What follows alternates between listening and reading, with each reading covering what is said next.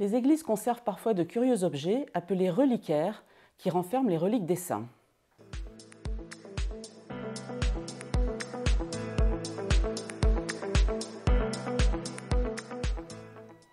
Le culte rendu au corps des chrétiens, les martyrs en premier lieu, est attesté dès le IIIe siècle.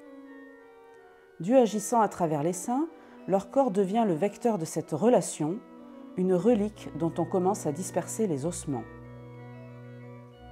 Les reliquaires peuvent prendre des formes très variées.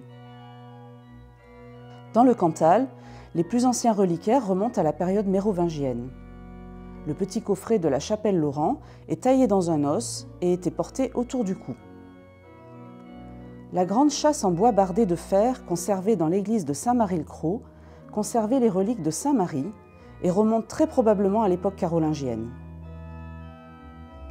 Au Xe siècle apparaissent les majestés reliquaires qui trônaient dans les synodes afin de prêter serment devant le saint en personne. Le Limousin, spécialisé dans l'orfèvrerie émaillée, a développé une production exceptionnelle au XIIIe siècle. Les pièces se présentent sous la forme d'une petite maisonnette en cuivre doré et émaillé.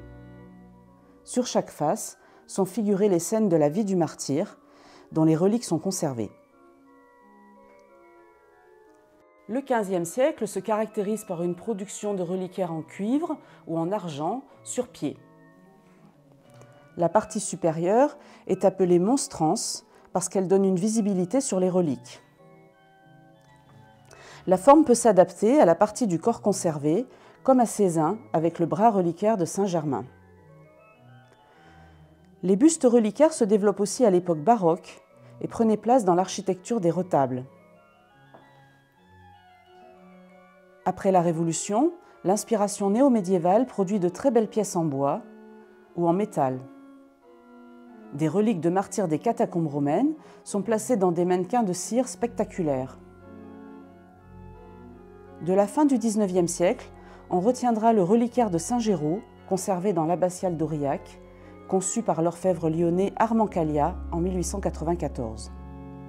À Saint-Flour, dans la cathédrale, c'est à l'orfèvre Poussielgue-Ruzan qu'est confiée en 1897 la confection d'un reliquaire monumental destiné à recevoir les reliques de Saint Florus.